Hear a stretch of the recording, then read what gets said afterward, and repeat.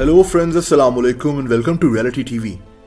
8 मार्च 2014 रात के 1:15 बजे मलेशिया का एक जहाज MH370 मलेशिया से चाइना के लिए रवाना हुआ।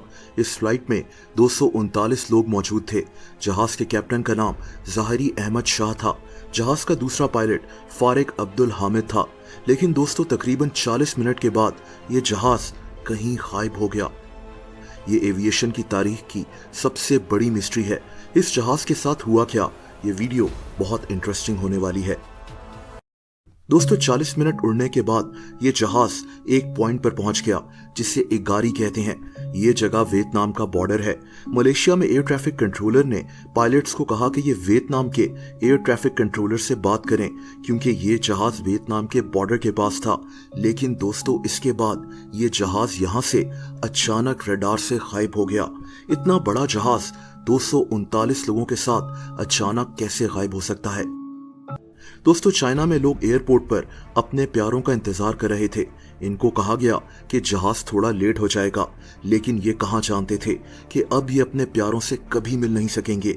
घंटे गुजरते गए और लोगों की बेचैनी में इजाफा होता गया और फिर इनको बता दिया गया कि ये जहाज कहीं लापता हो गया है। दोस्तों, मलेशिया के मिलिट्री रडार में ये देखा गया कि ये जहाज अपने रास्ते से हट गया था। ये जहाज उड़ते हुए अचानक से लेफ्ट पर मुड़ गया। ये जहाज 180 डिग्रीज तक घूम गया और वापस मलेशिया की तरफ उड़ना शुरू हो गया था। अब ये कितनी अजीब बात है, एक जहाज जिसको चाइना की तरफ जाना था वो अपने रास्ते से हटकर वापस क्यों मुड़ गया? ये पॉइंट बहुत अहम है क्योंकि या तो पायलट्स ने जानबूझकर खुद ऐसा किया या फिर इस जहाज को किसी ने हाईजैक कर इस जहाज को जबरदस्ती मुड़ने को कहा। एक और इंटरेस्टिंग बात यह थी कि जब ये जहाज मुड़ा था तो इसके साथ ही थाईलैंड का एयर डिफेंस सिस्टम का एरिया भी मौजूद था। लेकिन ये जहाज बहुत ही ध्यान से इसके साथ साथ चलता रहा कि कहीं थाईलैंड का एयर डिफेंस सिस्टम इस जहाज को डिटेक्ट ना कर ले। यानी इस वक्त इस जहाज को जो भी कंट्रोल कर रहा था वो इस एरिया का एक एक्सपर्ट था। पायलट्स या फिर कोई और, उसको अंदाजा था कि किस तरह बचकर आगे निकलना है ताकि कोई इस जहाज को ट्रेस ना कर सके। दोस्तों, ये जहाज इसके बाद मलेशिया के ऊपर से होकर गुजरा। दरअसल मलेशिया में एक जजीरा है, आइलैंड ऑफ पेनांग। इस जजीरे पर एक मोबाइल फोन कंपनी की सैटेलाइट ने इस जहाज के पायलट फारिक अब्दुल हामिद के मोबाइल के सिग्नल्स कैच किए थे। इसीलिए यही समझा जाता है कि ये जहाज मुड़कर आइलैंड ऑफ पेनांग के ऊपर से होता हुआ गुजरा था। Island of Penang Indian ocean के दरमियान में मौजूद है, यानी ये जहाज इंडियन ओशियन के ऊपर उड़ रहा था। दोस्तों, डेटा के जरिए ये भी जाना गया कि ये जहाज लापता होने के बाद भी 6 घंटे तक उड़ता रहा। सवाल ये पैदा होता है कि इस जहाज का रास्ता चेंज कर इसको उड़ा कौन रहा था? क्या जहाज के पायलट्स ने ऐसा जानबूझकर किया था? और यहीं से बात आती है कैप्टन ज़ाहिरी अहमद शाह की। आज बहुत लोग ये मानते हैं कि इसी आदमी ने जानबूझकर इस जहाज को तबाह किया। दोस्तों, कई लोग मानते हैं कि कैप्टन ज़ाहिरी 6 घंटे तक इस जहाज को उड़ाता रहा ताकि इस जहाज को गायब कर सके। कैप्टन ज़ाहिरी के घर में एक फ्लाइट सिमुलेटर मौजूद था। फ्लाइट सिमुलेटर जहाज उड़ाने का एक वर्चुअल एक्सपीरियंस होता है जिसमें इंसान को वाकई में लगता है कि वो जहाज उड़ा रहा है। ये जहाज उड़ाने से पहले कैप्टन ज़ाहिरी ने अपने फ्लाइट सिमुलेटर में इसी तरह के रूट में जहाज उड़ाया था, यानी इंडियन ओशियन की तरफ। इसीलिए सबसे ज्यादा शक कैप्टन ज़ाहिरी की तरफ जा रहा है कि इसी ने जानबूझकर जहाज को मोड़ा था। दोस्तों, दूसरी थ्योरी ये थी कि इस जहाज को हाईजैक कर लिया गया और पायलट्स को जबरदस्ती इस जहाज को मोड़ने का कहा गया। इस जहाज में 2 ऐसे लोग भी मौजूद थे जो चुराए हुए पासपोर्ट्स के साथ सफर कर रहे थे। लेकिन इन्वेस्टिगेशन के बाद पता चला कि ये जर्मनी पहुंचना चाहते थे ताकि वहां अजाइलम यानी पनाह ले सकें।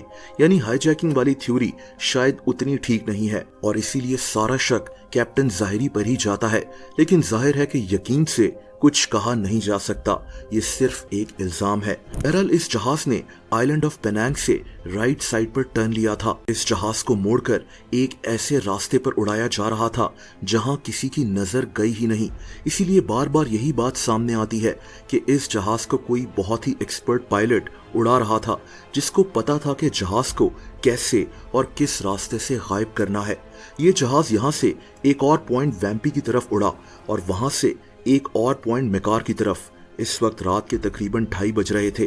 दोस्तों ये जो पॉइंट था मेकार, यहाँ से ये जहाज हमेशा के लिए गायब हो गया। अब ये बात तो काफी श्योरिटी के साथ कही जा सकती है कि इस जहाज को जानबूझकर क्रैश किया गया। क्रैश करने वाला पायलट था या कोई और, ये कोई ठीक से बता नहीं सकता।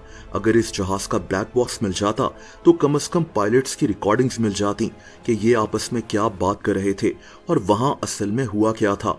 ब्लैक बॉक्स में पायलट्स की सारी बातचीत रिकॉर्ड हो रही होती है और जहाज क्रैश होने के बावजूद ये ब्लैक बॉक्स सही सलामत बच जाता है।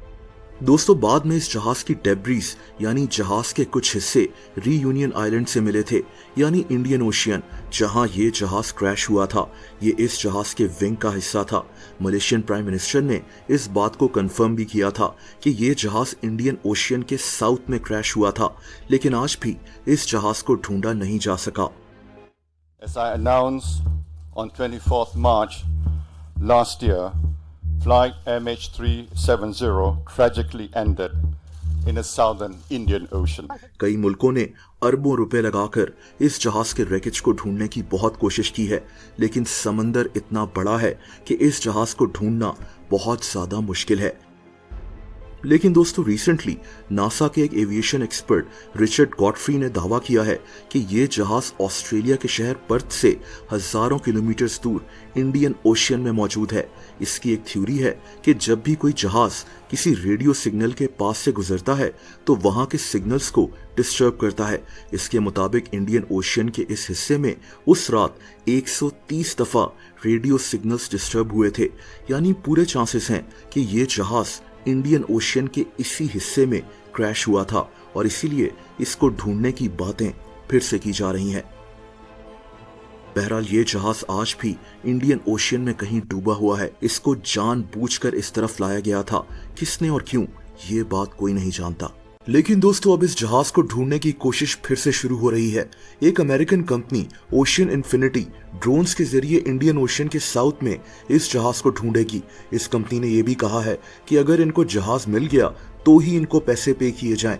यानी एक बात तो इनको भी कंफर्म्ड है कि साउदर्न इंडियन ओशियन में ही ये जहाज मौजूद है, लेकिन समंदर के मीलों नीचे डूबा हुआ है। दोस्तों अगर आप मुझे इंस्टाग्राम पर फॉलो करना चाहें तो उसका लिंक नीचे डिस्क्रिप्शन में मौजूद है।